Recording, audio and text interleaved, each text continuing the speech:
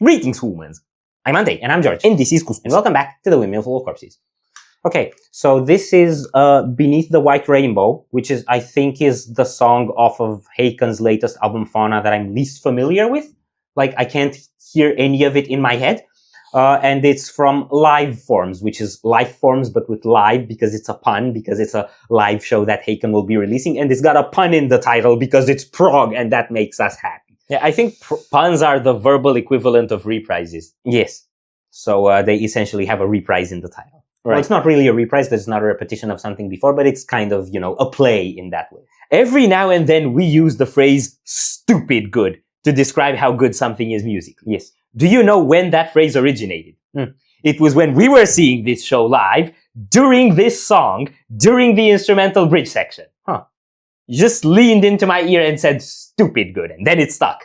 I did that. Yes. Okay. So now you know that origin story, not that you needed to. Are you ready? No. We have to see if it's gonna be stupid good. Let's keep this party going!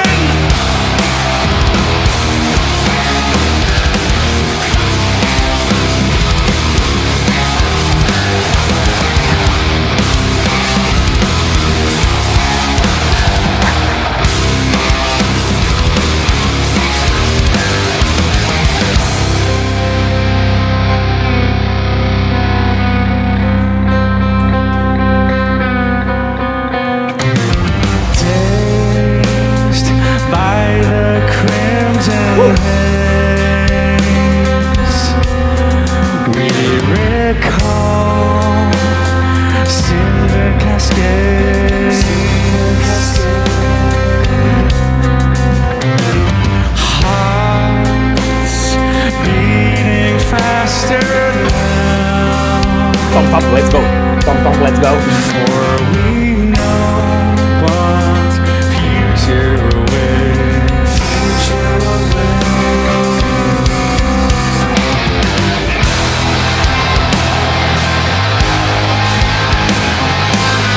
Whoa, massive.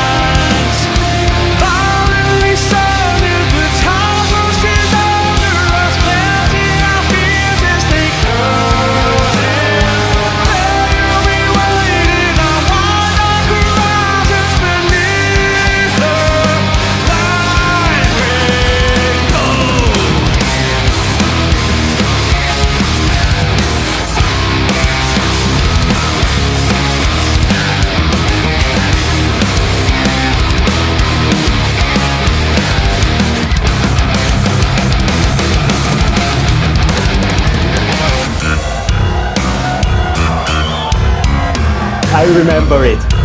Stupid good, stupid good, stupid good.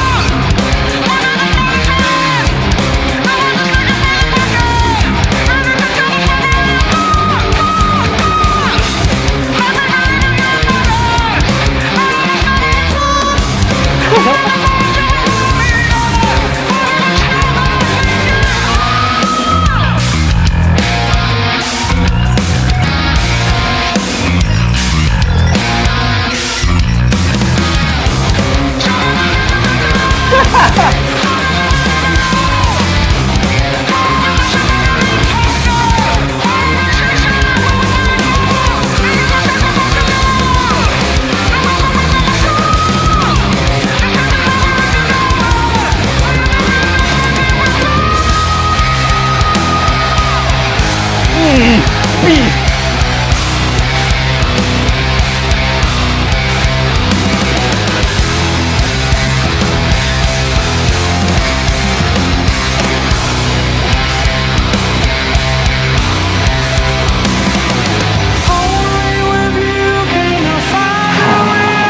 It's so good!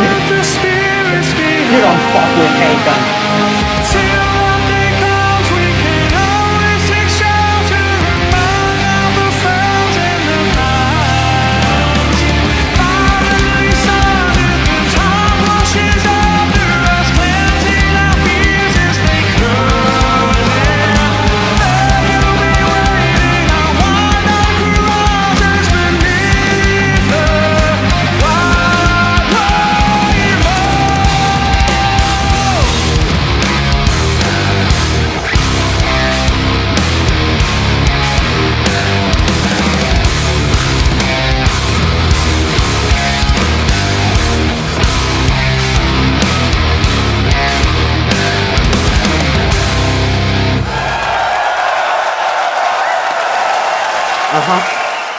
Yeah, that fucked me up. I feel like it's supposed to. That was great! I love it. Recently, I've been meeting more and more people who think that making odd time signatures just for the fun of it is artistically incoherent or doesn't serve any purpose or whatever, and they are all wrong! Yes, they are all wrong. That was amazing. I love that so much. You know what it feels like? It feels like trying to cross a river and you've got like stones in the river that you can step on and you don't know which ones are stable. And every now and then one of them just topples over. Yeah, that's what it feels like when you're trying to headbang along to it and you don't know where the next step will be. It's like, it's great. Yeah. Yeah, I fell over multiple times. It was great. I love it.